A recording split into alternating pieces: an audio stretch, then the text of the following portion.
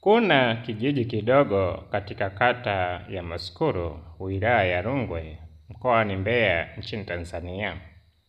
Kipo pembezoni mwa milima ya Rungwe.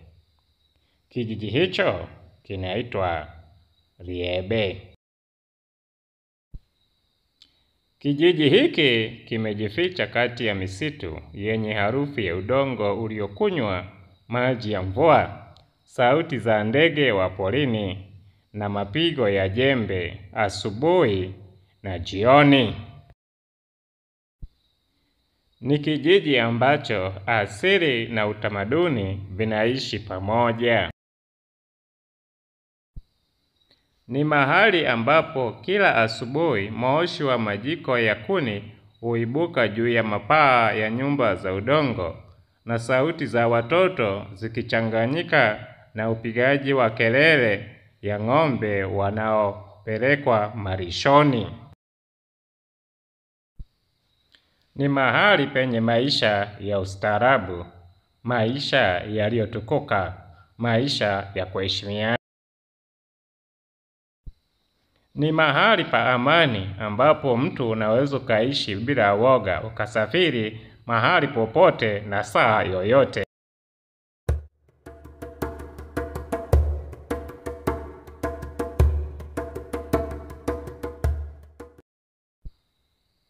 Kama ilivyoandikwa, tazama siku ya mwanzo ya kila jambo ni dogo, lakini mwisho wake huwa mkuu sana. Zakaria 4:10.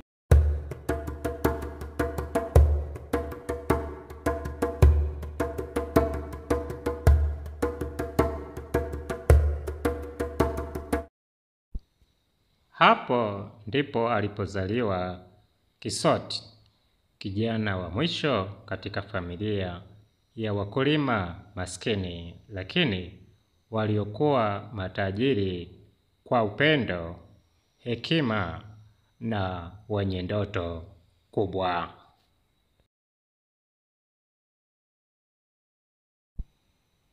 Mzee Aswile Mwakatajila na mkewe mpendwa Nitike.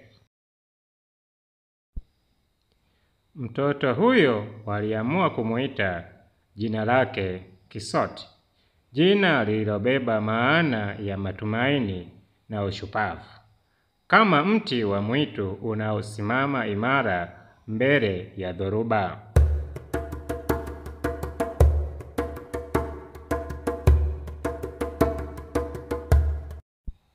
Hakika mwana umleavyo ndivyo akuavyo. Upendo wao haukupimwa kwa mali, bali kwa maneno yenye busara, mikono iliyojua kazi na moyo uliosheheni tumaini hata ndani ya umaskini.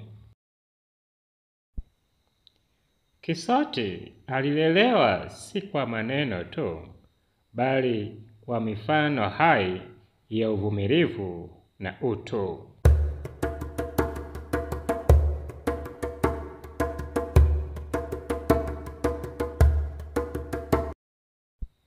Walijua kuwa katika ardhi ngumu ndipo mizizi migumu hukua.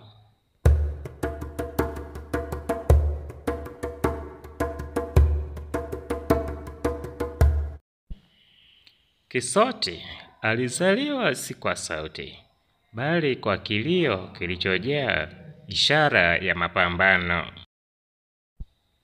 Alikuwa mweusi kama udongo wa kijijini, macho yake makubwa yakionyesha kiu ya maarifa, na mikono yake midogo ikiwa tayari kubeba jembe, vitabu au hata silaha siku moja. Mama yake Kisoti alimshukuru Mungu akisema, hakika umemuumba mwanangu kwa jinsi ya ajabu na ya kutisha sana. Kama ilivyoandikwa Zaburi ya 139:14, nitakushukuru kwa kuwa nimeumbwa kwa jinsi ya ajabu na ya kutisha. Kazi zako ni za ajabu, nafsi yangu yajua sana.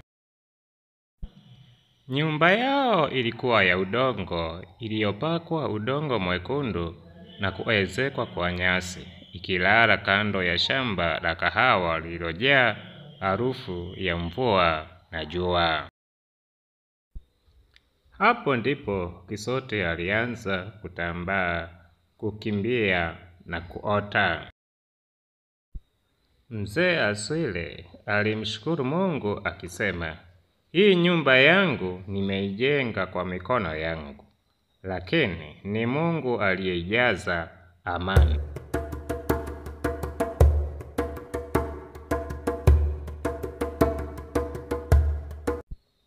Hapa alikiri maneno ya Zaburi ya 127 mstari wa 1. Imeandikwa, isipokuwa Bwana ajenga nyumba, waijengao wafanya kazi bure. Isipokuwa Bwana aulinda mji, waulindao wafanya kazi bure.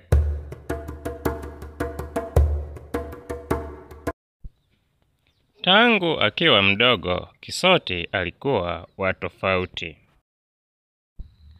Wakati watoto wengine wakikimbilia kuogelea mtoni au kufukuza ndege mashambani, Kisote alipenda kukaa chini ya mti wa mkuyu uliokauka, akisoma mawe na majani kana kwamba ni vitabu vya hekima vilivyoanguka kutoka mbinguni. Mama yake alimwambia mumewe, naona mtoto huyu amechaguliwa na Mungu, maana kila hatua ya maisha yake Mungu humfundisha hekima. Na watoto wako wote watakuwa wanafundishwa na Bwana, na amani ya watoto wako itakuwa nyingi.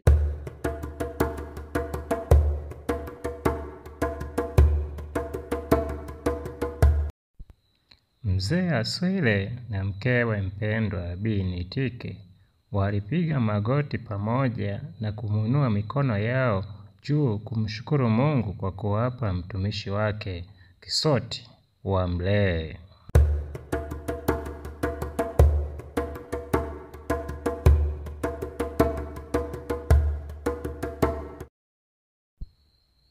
Mama yake Kisote alikuwa wa kwanza kumfundisha kusoma na kuandika, lakini si kwa kalamu bali kwa kidole katika mchanga. Kila jioni alimkalisha chini ya mti wa miembe na kuandika herufi kwa kidole. Hii ni A na hii ni B. Sasa andika Mungu, alisema kwa upole. Kisote alimfuata kwa makini, akachora kwa kidole na kusema kwa sauti, Mungu. Andiko, Mithali 22 mstari wa 6. Mlee mtoto katika njia impasayo, naye hataiacha hata atakapokuwa mzee.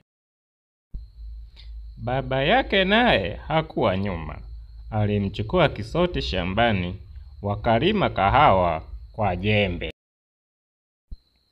Kila walipopanda, baba yake alitumia muda huo kumfundisha uadilifu na uzalendo. Kama unataka kuwa mtu mkubwa, anza kwa jembe, usimcheleweshe ardhi. Jua likiwachoma mabegani, jasho likitiririka, lakini ndani ya moyo wa Kisote lilijengeka jambo la thamani. Akamwambia, je, haikuandikwa kuwa yeye asiyetaka kufanya kazi na asile?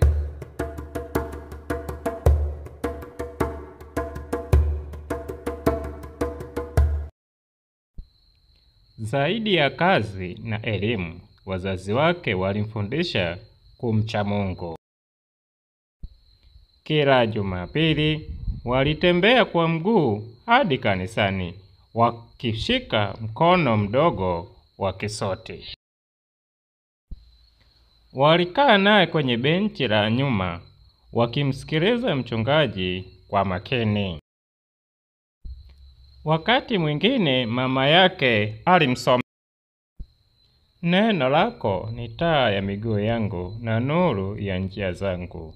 Zaburi ya 119 mstari wa 105. Baba yake alimuonyesha andiko hili: mtumaini Bwana kwa moyo wako wote, naye atayanyosha mapito yako. Mithali 3:5-6. Hata ikawa kisoti alihifadhi. Mimi ndimi njia na kweli na uzima. Yohana 14 mstari wa 6.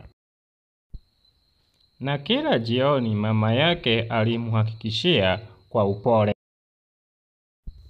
mlee mtoto katika njia ipasayo, naye hataiacha hata atakapokuwa mzee. Mithali 22 mstari wa 6.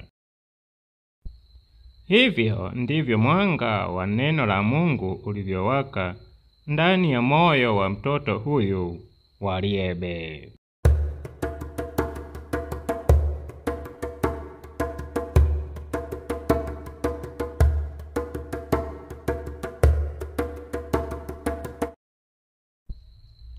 Maisha ya Kisoti yalijengwa juu ya nguzo za upendo wa familia, lakini pia yalilazimishwa kusimama juu ya mawe ya changamoto. Alipoingia umri wa miaka 7, Kisoti alianza safari yake rasmi ya elimu katika shule ya msingi Liebe. Lakini shule hii haikuwa ya kawaida. Ilikuwa na historia ya kuvunja moyo. Kwa karibu miaka 38, hakuna mwanafunzi hata mmoja aliyeweza kufaulu mtihani wake wa darasa la 7. Madawati yalikuwa mabovu, madarasa bila madirisha, na walimu wachache waliovumilia mazingira magumu. Wanafunzi walitembea kilomita kadhaa bila viatu. Wengine walikuja na njaa. Kisoti alifika shuleni akiwa amevaa viatu vya magome, lakini macho yake yalijaa ndoto. Alikumbuka maneno ya baba yake: elimu ni ufunguo wa maisha. Ukifungua lango la maarifa, hata milima mikubwa unaweza kupita. Na mama yake alimsomea Mithali 4:13.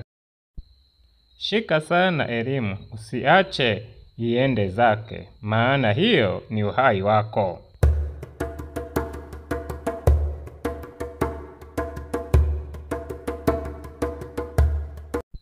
Hapo ndipo moyo wake mdogo ulipochochewa kujua kuwa licha ya vumbi, njaa na upweke, ndoto ya kesho huanza kwenye kijiji kidogo kilichosahaulika. Hii ndiyo hadithi ya mtoto wa Liebe anayeanza safari ya elimu kwa miguu, lakini kwa maono ya kuruka juu ya milima.